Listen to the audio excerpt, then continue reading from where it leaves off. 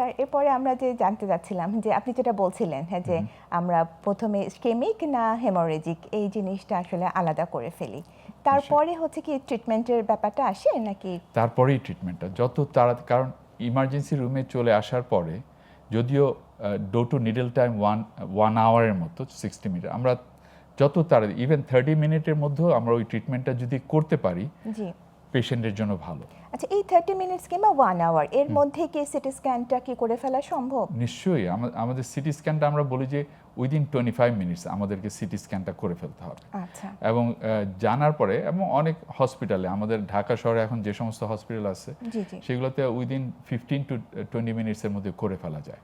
আচ্ছা এবং তার মানে- ইউনিকো হসপিটালে আরও তাড়াতাড়ি করে ফেলা যায় এই জিনিসটা। তাড়াতাড়ি করে আমরা ডিসাইড করে ফেলি যে এটা ইসকেমিক নাকি হেমোরেজিক, রক্তক্ষরণ নাকি জমাট রক্ত হলেই আমরা ওই কারণ এটা মেডিসিনটা তো দিব। খুব গুরুত্বপূর্ণ একটা বিষয়, কারণ এটার উপরে কিন্তু আমার ট্রিটমেন্ট ডিপেন্ড করছে Right. এবং CT scan ট্রিটমেন্টটা ভুল হওয়ার সম্ভাবনা কিন্তু এই সিটি স্ক্যানের রিপোর্টের উপরেই মানে পুরোপুরি আসলে ডিপেন্ড করছে Depend করে। যে জিনিসটা একেবারে দুই ভাগ, রাইট, দুই ধরনের স্ট্রোক, ট্রিটমেন্টটা ডিফারেন্ট। ট্রিটমেন্টের ডিফারেন্ট।